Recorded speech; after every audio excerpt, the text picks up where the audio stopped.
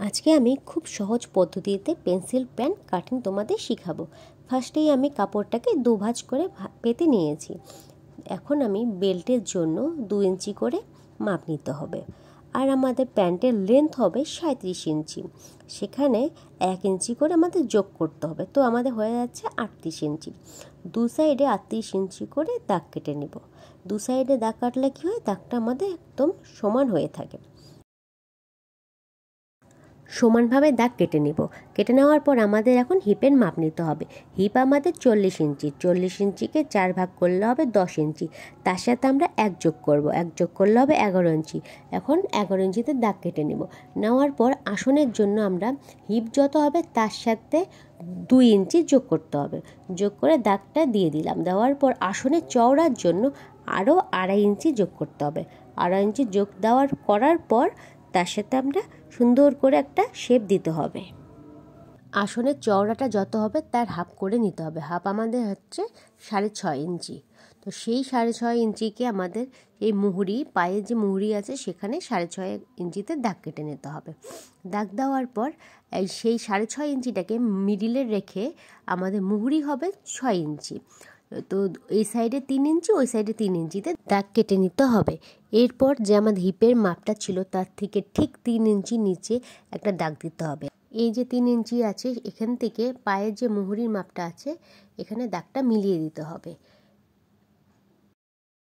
সেমভাবেই এইখানকার যে দাগটা আছে এই দাগের সাথে পায়ের মুহুরির মাপের সাথে দাগটা মিলিয়ে দিতে হবে।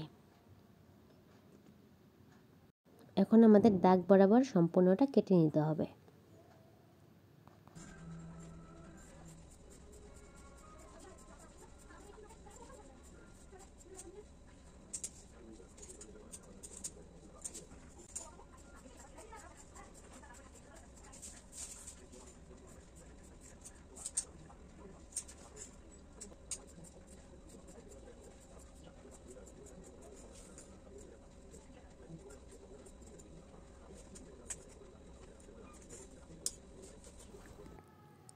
এখন আমাদের আরেকটি কাপড় নিতে হবে, তাকে দুভাঁজ করে সুন্দর করে পেতে নিতে হবে।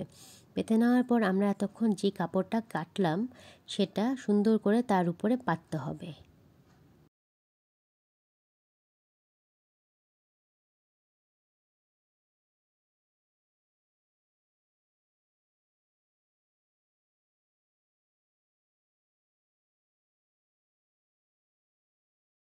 সুন্দরভাবে পেতে নেওয়ার পর আসনের চওড়ার জন্য আমরা আগে যে মাপটা নিয়েছিলাম তার থেকে ঠিক 2.5 ইঞ্চি এক্সট্রা নিতে হবে।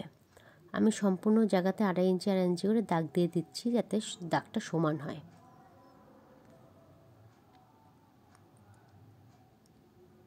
আগে আমরা আসনের চওড়ার জন্য যে মাপটা নিয়েছিলাম তার থেকে ঠিক 2.5 ইঞ্চি এখানেও মাপ বেশি নিতে হবে। মনে রাখতে হবে আমরা আগের পার্টটায় যে মাপ নিয়েছি তার থেকে ঠিক আমরা সবটার মধ্যে 2.5 ইঞ্চি করে একটু বেশি নিতে হবে। শুধু এই সাইডেই মাপ বেশি নিতে হবে, আর ওই সাইডে কিন্তু কোনো মাপ বেশি নিতে হবে না। আর বেল্টের এখানে 2 ইঞ্চি এক্সট্রা নিতে হবে।